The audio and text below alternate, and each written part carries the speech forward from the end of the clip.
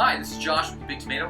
Spring is in the air, and with this beautiful weather comes lots of bugs. I want to give you a few tips to help you deal with the most common pests that are going to infiltrate your garden this spring.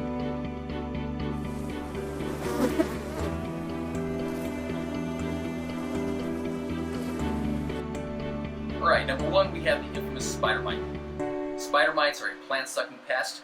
They look like a miniature spider, and they basically suck the life out of your plant like a vampire. They pierce each individual plant cell and suck the juice out of it.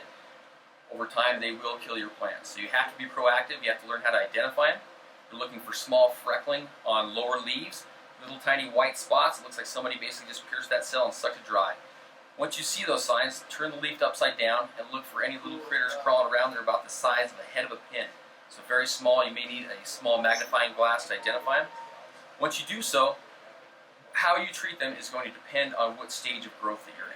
If you are in an early vegetative state and you haven't started to develop fruit or flower yet, you're going to want to use a number of different products. What I find to be most effective is Beethoven right here. Beethoven is a total release canister. It's meant to release the can into your entire environment.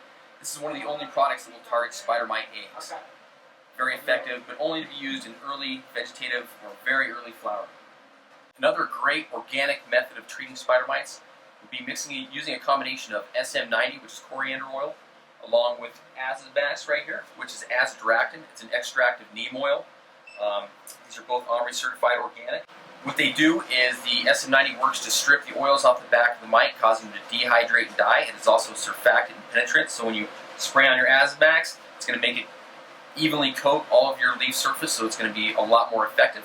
And then the azatrol works as an anti-feed and an anti-molten, so your plants will, or your spider mites will stop breeding, and they will no longer be able to feed on your plants, so they'll slowly just die off, and hopefully the problem will fade away.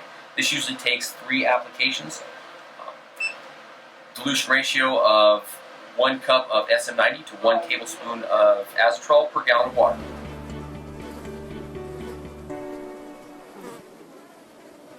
Alright, number 2 on the most common pest list would be the fungus gnat.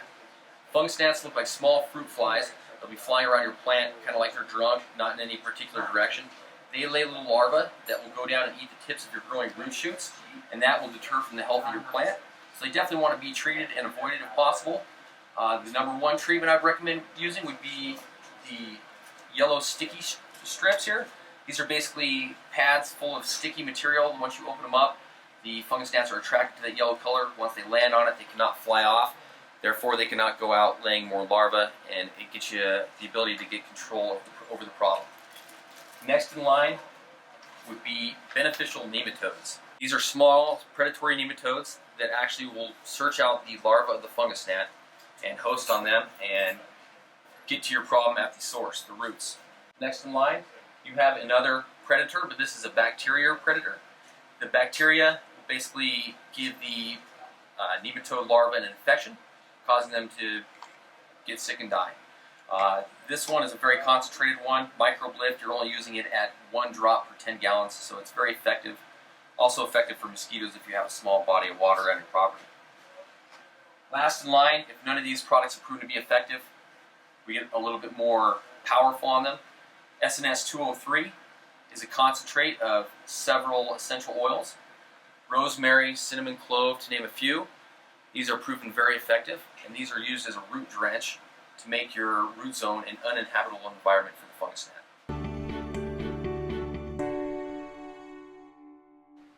Alright, the final threat to our garden, the final pest threat, is going to be powdery mildew. Powdery mildew usually comes in when you have a high humidity in your room, tend to be usually over 50%. During rainstorms in Colorado, luckily we have a very arid climate, so it's not a huge issue, but rainstorms or a lack of ventilation in your room can cause this problem. Once you do have it, it can spread like wildfire, so you have to be very proactive, and what you're looking for is a fine, powdery substance that basically is going to be coating your leaves of your plants. It'll start from the bottom leaves like most things and work its way up, but you have to be proactive and be very attentive in looking in your garden, because once it starts its infiltration, you're going to have a battle on your hands. The first treatment that I like to recommend, and the most effective treatment by far, this is generally more for larger scale gardeners, but it would be a sulfur evaporator. The sulfur works to change everything in that area to an alkaline, which will render the spores inert, so they'll no longer be effective. But powdery mildew spores travel on air currents, so once you have it, it is in your entire environment. This will be able to treat your entire environment. And this is your sulfur evaporator right here. It's a small canister that you plug in your room. You hang it about 18 inches from the top of your ceiling above your plants, and put a 1/4 inch of Prill in my cup. My Prill is this product right here. It's a pure elemental sulfur. Like I said, I'll put a 1/4 inch of that Prill in my cup. I will put that into my evaporator, and I'll run it on a timer for approximately 2 to 3 hours, depending on the size of your growing environment. Keeping my air movement fans operating, making sure this evaporated sulfur is reaching every exposed surface in that room. Get later into flowering, and you have heavy fruit or flower set. You want to be careful with what you apply on your garden, because most things that treat powdery mildew will leave a residue on your plant, which can affect the end quality of your fruit or flowers.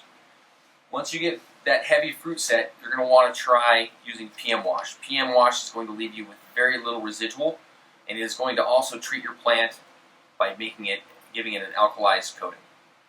However, when you do treat with PM Wash, you have to understand that you are only treating your plant, you're not treating your entire environment, so you may have to do repeat applications to keep the powdery mildew at bay.